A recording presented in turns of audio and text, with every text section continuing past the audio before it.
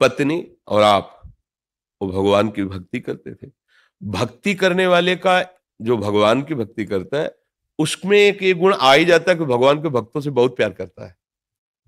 अगर भगवान के भक्तों से द्रोह है तो भक्ति का स्वांग नाटक है, वो भक्त नहीं है, वो दंभी है।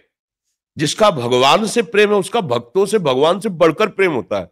क्योंकि मेरे प्रिय प्रभु के जन है ना, एकदम ऐसे मोरे मन प्रभु विश्वासा राम ते अधिक राम करदास।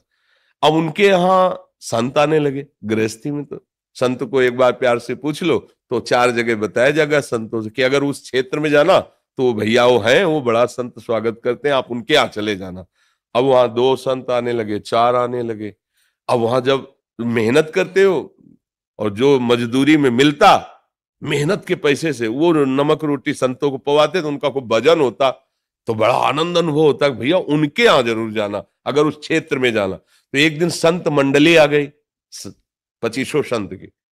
अब पति पत्नी ने विचार किया अब क्या होगा, हमारे पास इतना तो है नहीं कि, और संत भूखे चले जाए तो जीवन ही हमारा बेकार हो गया। तो पति ने कहा चिंता, केवल राम जी वो सब जगह गए कि अगर हमें उधार मिल जाए तो आज संतों का भोग लगा दे, फिर हम पटा देंगे। पर कोई गरीब को कोई जल्दी उधार भी नहीं देता।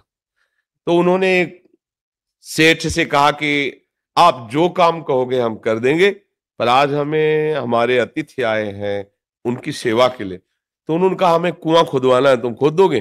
बोले हमारे संतों के लिए तुम भोजन दे दो, हम कुआं खोद देंगे। तो घी चावल दाल ये सब खूब जाके भोग लगाया प्रभु का और संतों को पवाया। एक रात संत रुके, सुबह चले गए। पति पत्नी दोनों फावड़ा लेकर के, तसला लेकर जहां बताया वहां कुआं खोदना शुरू किया। अब 50 हाथ के नीचे पानी निकले। अब उसमें तो है नहीं कि अभी नजदीक पानी। अब जब आधे 25 हाथ लगभग खुद गया कुआं, चौड़ा, महीनों लगे होंगे, तो नीचे जब खोद रहे थे तो अब बालू वाली मिट्टी मिली। अब जब तक पानी नहीं निकलेगा तब तक वादा पक्का नहीं होगा कुआं खोदने का मतलब। अब जे ही नीचे बालू वाली में चले तो ऊपर से मिट्टी भसक गई और केवल राम जी नीचे दब गए। अब पूरी जब नीचे से भटकी तो और भसक गए। अब वह मिट्टी मिट्टी। पत्नी चिल्लाने लगी, रोने लगी, और वो हर फावड़े में कहते थे राम, फिर डालते राम राम राम कहकर तसला भरते, राम राम कह के डालते थे। और संतों के लिए कर्जा लिया था कुआं खोदने का, समझ लो। अब वो लोग दौड़े तो बोले, अब उस समय पुराने समय में कोई ये तो थी नहीं सूंड वाली, क्या उसे कहते, जेसीबी, वो भाई आग ऐसे करे।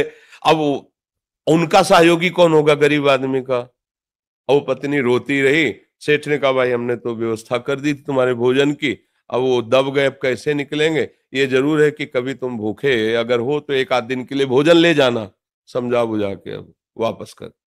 1 महीना हो गया, बराबर कर दिया गया। वहां से राजा की सवारी निकली तो उनको सुनाई दे रहा था राम राम राम। तो रुक गए हो, बोले इतनी मधुर और आकर्षणकारी ये नाम कौन महात्मा जप रहा है आसपास? बोले यहां तो कोई महात्मा नहीं। बोले नहीं नहीं मुझे सुनाई दे रहा है, भगवान को कृपा करनी थी उनके ऊपर। और उस आवाज के सहारे आए तो जहां कुआं पटा हुआ था वहां बुलाया गांव के लोगों को कि यहाँ कोई संत महात्मा रहते थे क्या पहले? हमें नाम सुनाई दे रहा है यहाँ से राम राम राम। बोले रहते थे ना, 1 महीना पहले केवल राम जी ने यहाँ खोदा था और कुआं पर। बोले नहीं अभी आवाज मुझे सुनाई दे रही। फिर वो तो राजा थे, राज सैनिकों को लगाया। तो जहां केवल राम जो नीचे बैठे थे ना, उनके 2-3 हाथ ऊपर मिट्टी ऐसे गुफा सी बन गई थी। जब सब हटाई गई तो उनके सामने निर्मल झारी रखी थी जल की और भोजन की थाल रखी थी। 1 महीना हो गया था, आराम से बैठे राम राम जप रहे थे। ऊपर से मिट्टी पट गई है, भोजन भी है, पानी भी है, वायु भी है, पूरे जिंदा भी है। निकाले गए। तब राजा ने पूछा कि महाराज 1 महीना आप कैसे? बोले जिनका नाम जप कर रहे थे कोई आके पवा रहे थे, हमसे बातें करते, हमें कोई परेशानी नहीं थी, हम अकेले नहीं थे हमारे ये।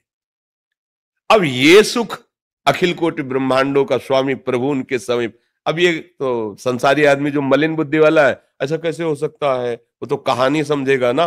इसलिए अगर दृढ़ता पूर्वक भगवान का वही रक्षा करते हैं, वही भरण पोषण, और ये मनुष्य जन्म भगवान की प्राप्ति।